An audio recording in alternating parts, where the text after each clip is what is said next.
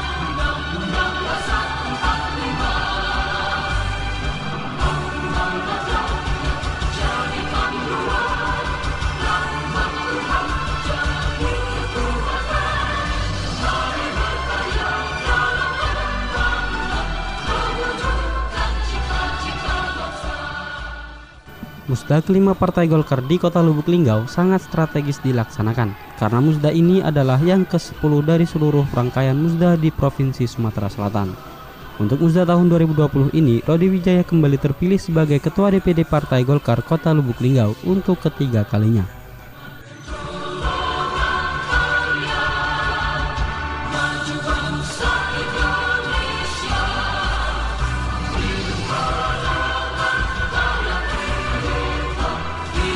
Sementara itu, musda kelima Partai Golkar Kota Lubuk Linggau langsung dibuka oleh Haji Dodi Reza Alex Nurdin, dihadiri Wali Kota Lubuk Linggau Haji SN Pranaputra Sohen.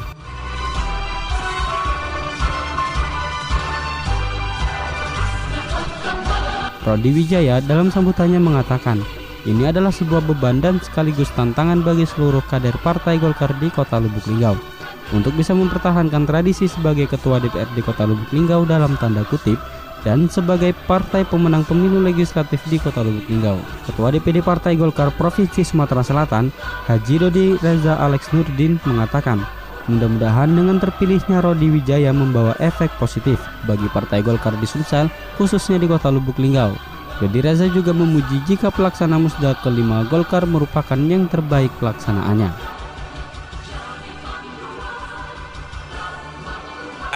Hasilnya akan bisa membawa efek positif bagi Golkar di Sumatera Selatan, khususnya di Kota Lubuk Linggau.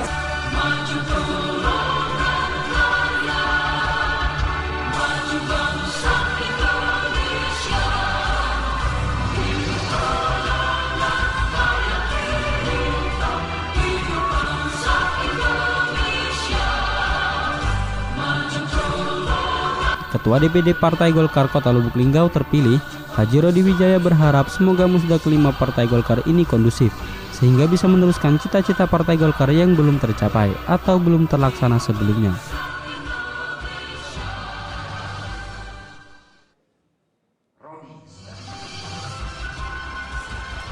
Yang kelima Golkar ini kondusif, sehingga bisa meneruskan cita-cita, program-program yang mungkin yang tahun yang kemarin belum terlaksana.